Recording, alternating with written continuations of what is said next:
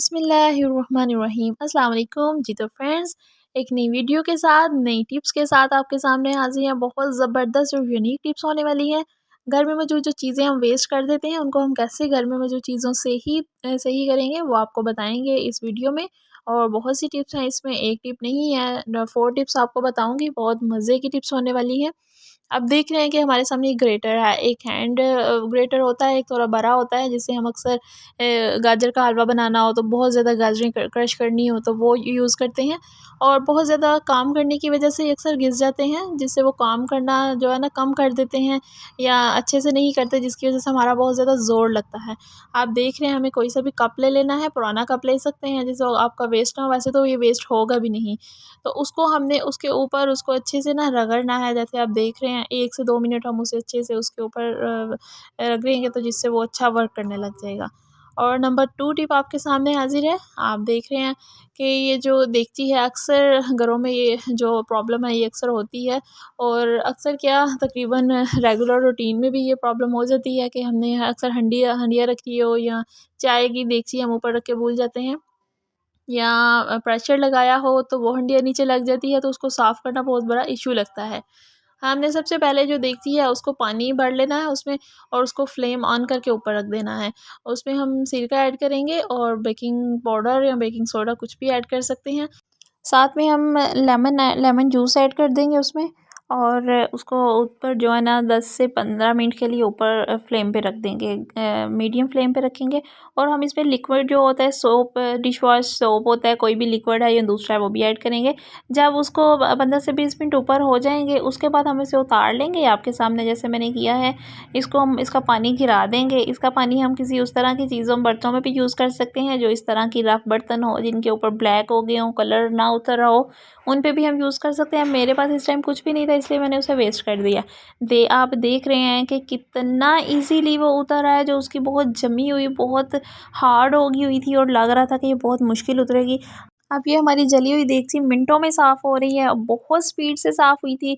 आपको कुछ नज़र भी आ रहा है और आप खुद देख भी सकते हैं प्रैक्टिकल करके। मैं इसीलिए दिखाती हूँ कि आपको ये ना हो कि पीछे से कुछ और यूज़ हुआ है या आप कैसे यूज़ हुआ है या कैसे किया, प्रैक्टिकल करके दिखाती हूँ। जब हमने वो उससे साथ हमने उसे वॉश कर लिया है, सिंपल उसके साथ हमने कोई डिश वॉश नहीं था लगाया हुआ अभी। तो अब बाद में हम उसको जो है ना सोप के साथ, ग्रीन स्कॉच ब्राइट के साथ उसको फिर से एक दफ़ा अच्छे से वॉश कर लेंगे अंदर बाहर से, और कंप्लीटली उसकी जो शाइन है वो वापस आ जाएगी। आप देख रहे हैं, और ऐसा बर्तन हो तो उसको वैसे भी आप ना किसी जगह पे रख के ज़ोर से वो किया करें कि उसकी जो ओरिजिनल होता है ना कलर वो वापस आ जाए। और इन इन चीज़ों को यूज़ करने की वजह से ना जो उसकी शाइन थी वो भी वापस आई है। आप देख सकते हैं, मैं आपको इसको रोशनी में भी करके दिखाऊँगी। बहुत ईज़िली वॉश हुआ था। सेम इसी तरह कोई फ्राई पैन है या देगची है या प्रेशर है, जैसे भी हमारा जल जाए तो उसको हम ईज़िली वॉश कर सकते हैं।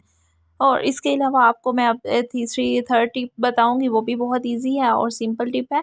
अक्सर हमारे ग्रेटर या सीज़र जो ये यूज़ होती है किचन में, ये गंदी हो जाती है, इनके अंदर मैल कुचैल फँस जाती है। इसको भी हम इन्हीं चीज़ों से साफ़ कर सकते हैं। वो जो मटीरियल था वो भी हम इसमें ऐड कर सकते थे, उससे भी ये वॉश हो सकता था, लेकिन ये मैंने उस टाइम नहीं बनाई थी। इसलिए इसके लिए हमने क्या करना है कि इसके ऊपर सिरका लगा देना है, उसको उसके ब्रश के साथ उसे साफ़ करेंगे। ब्रश उसके ऊपर लगाएँगे, उसके बाद स्कॉच ब्राइट से उसे साफ़ करेंगे तो आप उसकी शाइन देख सकते हैं, कितनी अच्छी सी शाइन वापस आ गई है और उसकी मैल खिंचाल भी उतर गई है। इसके साथ ही 4 टिप आपके सामने है कि हमारी जो हम छुरी यूज़ करते हैं किचन में वो अक्सर जो है ना वो कम तेज़ होती हैं या तेज़ नहीं होती, जिसकी वजह से सब्ज़ी काटने में प्रॉब्लम होती है और कटिंग भी अच्छे से नहीं होती है और टाइम भी बहुत ज़्यादा लगता है और हाथ भी हमारे जो है ना थक जाते हैं। उसको भी हम कैसे तेज़ करेंगे, आप देख रहे हैं, इसको भी हम कप की मदद से तेज़ करेंगे। और हमने पहले आपको टमाटर काट के दिखाया है कि वो अच्छे से कटिंग नहीं हुआ है, और बाद में भी कटिंग करके दिखाएँगे। हमें कोई सा भी कप ले लेना है, उसके पिछले हिस्से से हम उसको तेज़ करेंगे और इसी तरह से हम जिस तरह ग्रेटर किया उसी तरह 2 से 3 मिनट लगाएँगे और इसको तेज़ करेंगे। और इतनी ज़्यादा तेज़ ना कीजिएगा कि सब्ज़ी काटते हुए आपका हाथ भी कट जाए, और एहतियात से करिएगा, ये भी काम एहतियात से करें कि हाथ पे ना लगे। और कोई भी काम है उसको बहुत एहतियात से और ध्यान से करना चाहिए कि जो हमें नुकसान ना हो किसी किस्म का भी। और ये देखें आपके सामने बहुत अच्छे से तेज़ हो गई है। और अब हम आपको इसके साथ टमाटर कटिंग करके दिखाएँगे। देखें 1 सेकंड में टमाटर कट हो गया है, जैसे कि पहले नहीं हुआ था और बहुत अच्छे से तेज़ हो गई थी। इस तरह की छोटी-मोटी टिप्स और यूनिक हैक्स के लिए मेरे चैनल को सब्सक्राइब कर लें। Thanks for watching. अल्लाह हाफ़िज़।